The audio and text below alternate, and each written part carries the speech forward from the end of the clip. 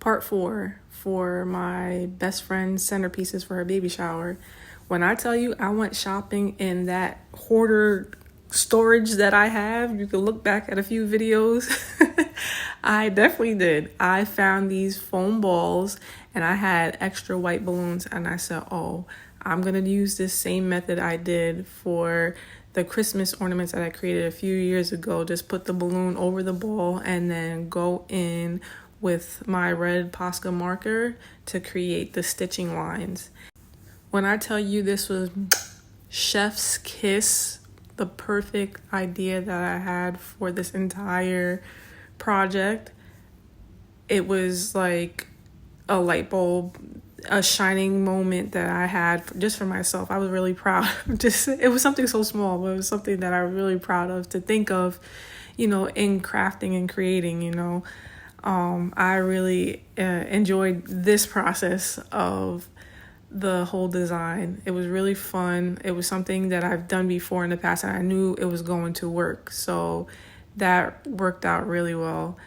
And again, I went ahead, finished up everything, put all the pieces onto the base, which is the field, and it worked out good. You can see here I had to use some toothpicks to insert into the cutouts and then place them at the top of the popcorn box to make sure that they stick in there properly and didn't move. And this is how it looked. And then I went ahead and I glued the sticks in as well, just to make sure that they had that extra support. And then after that, I went ahead and glued the baseball down. I glued the popcorn boxes down.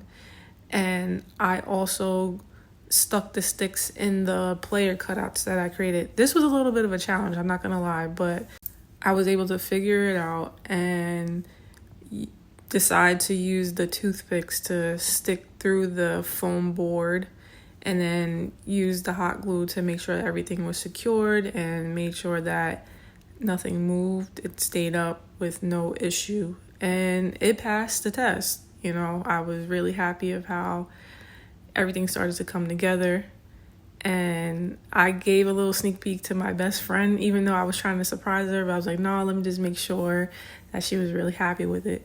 And she was, she really, really liked these designs. Her significant other is a huge, huge baseball fan. He even plays softball in their local town. And here's how the centerpieces came out. Hope you enjoyed.